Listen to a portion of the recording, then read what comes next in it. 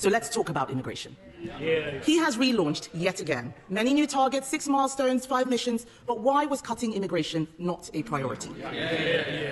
Speaker, I'm glad she now wants to talk about immigration. Last week she said she didn't, and for good reason.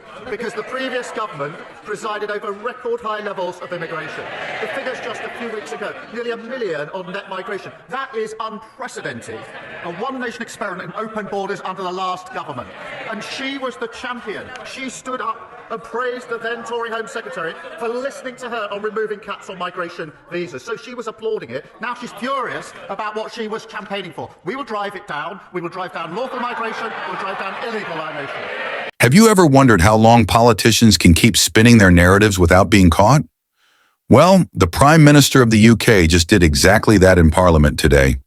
If you've ever thought the government was completely out of touch, then you'll be shocked by the latest actions coming from the highest office in the land. Immigration, a topic that's both hot and controversial, and yet the PM continues to avoid facing the truth. This week's Prime Minister's questions was a wake-up call to the citizens of this country. Instead of directly addressing the massive issues surrounding immigration, the Prime Minister dodged and weaved around the facts, refusing to answer hard-hitting questions. But we're here to break it down for you. Stick with us as we unravel what's really going on and why the public should be demanding answers. Before we dive deep, make sure you hit that like button right now. Subscribe to the channel and turn on the notification bell so you don't miss out on any breaking news. We'll be covering the most important political events, and trust me, you'll want to stay ahead of the curve. Don't just watch the news, be a part of it. Let's be honest. Speaker, he talks about open borders. He was the one campaigning for free movement. I was in this house asking for a lift on skilled migration. He was there supporting all of the people who should not have been in this country. He wanted us to relax immigration. But as he's so keen to talk about the past, let's look at his record. 4 years ago, the Prime Minister signed a letter demanding that foreign criminals be allowed to stay in Britain. Dozens of Labour and Liberal Democrat MPs repeatedly signed these letters insisting that rapists and murderers be allowed to stay here. One of those criminals, Ernesto Elliott, had 17 convictions, including for knife crime. After his deportation was blocked, Elliott went on to murder someone. He was able to stay here and murder because people like this man campaigned against deporting criminals. Immigration is one of the most discussed topics in British politics today, and as we've seen in recent years, it's also one of the most polarizing. The numbers are shocking. In the past year alone, we saw record highs in migration figures, with net migration approaching nearly 1 million. This isn't just a statistic, it's a ticking time bomb, and the Prime Minister, instead of addressing the root causes, has continued to offer solutions that just don't work. For those of you wondering, how did we get here? How did the country go from strict control of its borders to an almost open-door policy? Well, let's go back in time. Mr. Speaker, I'd firstly remind her that when we're in the number now, under their watch, of migrants coming to this country, nearly 1 million, is over 4 times the number when we're in the EU. They've lost control of the borders. And the particular example she puts to me is an example of failure under her government to take the necessary measures to keep our country safe. Ludicrous assertion. He is the one who was repeatedly signing letters. He even asked us to pause all deportations. He asked us to pause all deportations. He doesn't want to talk about his past, Mr. Speaker, but that letter is just the tip of the iceberg. There is more. The Prime Minister actually complained that the immigration system was working to deter migrants rather than provide support. Years ago, when Brexit was still in its early stages, immigration was a major point of contention. On one side, you had leaders arguing for controlled migration, while others championed the benefits of open borders. The Prime Minister, back in the days before becoming the leader, was actually one of the most vocal supporters of relaxing immigration rules. He often spoke about the benefits of having a more flexible immigration policy, which would allow for greater diversity and contribute to the economy. Fast forward to today, and we're seeing a complete reversal.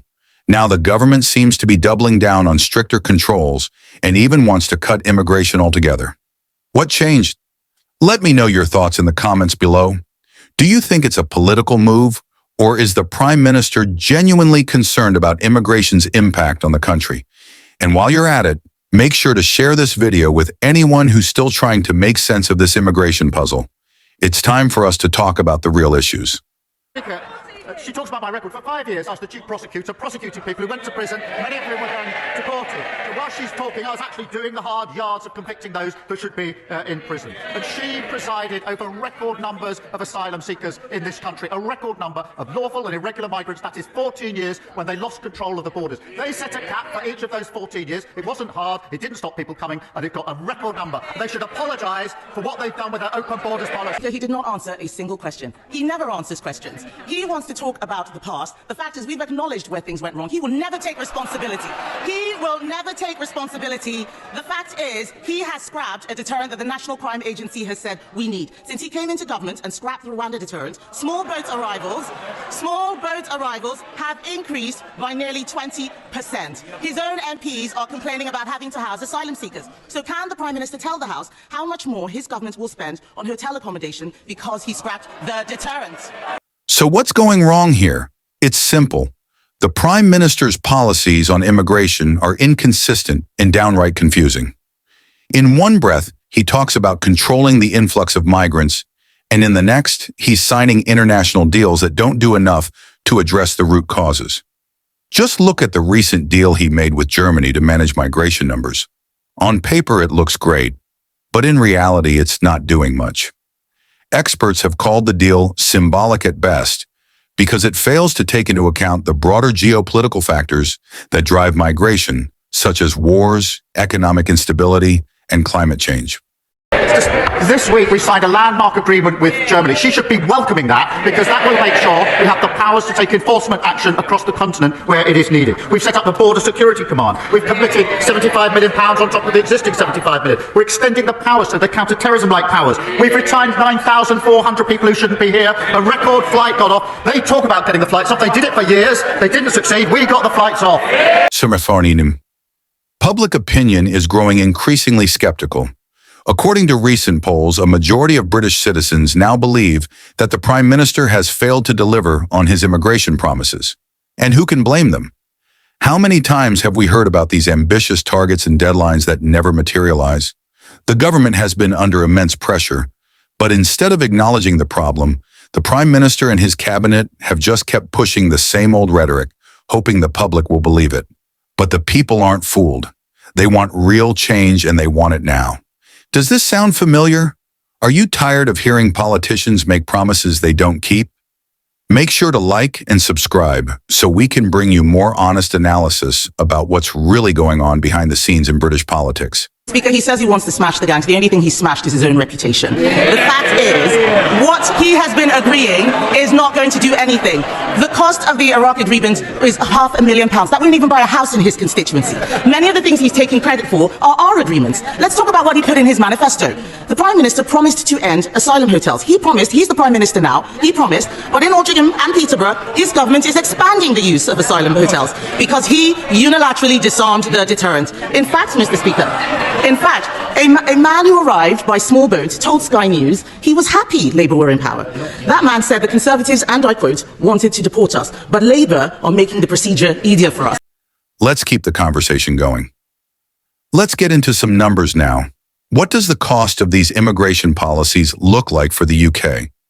The rising numbers of migrants are putting a massive strain on public services, from schools to hospitals to social services. Recent reports have shown that the pressure on public resources is at an all-time high, with local governments struggling to keep up. Meanwhile, the national government, led by the Prime Minister, is quick to blame local councils for not managing the influx properly. But the reality is, they're the ones that set the stage for these policies. Now, we bring in some of the experts to break down the numbers. Political analysts and immigration specialists have long warned that the UK's approach to immigration would eventually backfire. So, what can we learn from the experts? Well, here's what they're saying.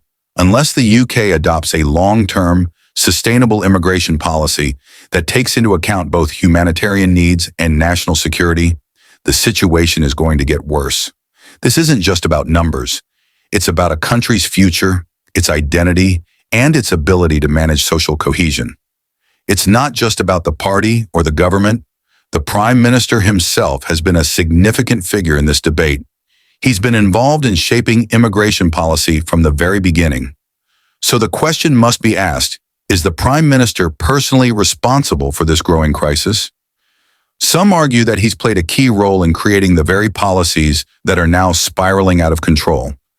And while he may publicly distance himself from the blame, the truth is, the buck stops with him. So what's the way forward? What needs to change? Experts are calling for a multifaceted approach that involves more than just tightening the borders. Instead, there's a need for investment in foreign policy, international diplomacy, and long-term immigration reform. Without these changes, the current chaos will continue, and the Prime Minister will have no one to blame but himself.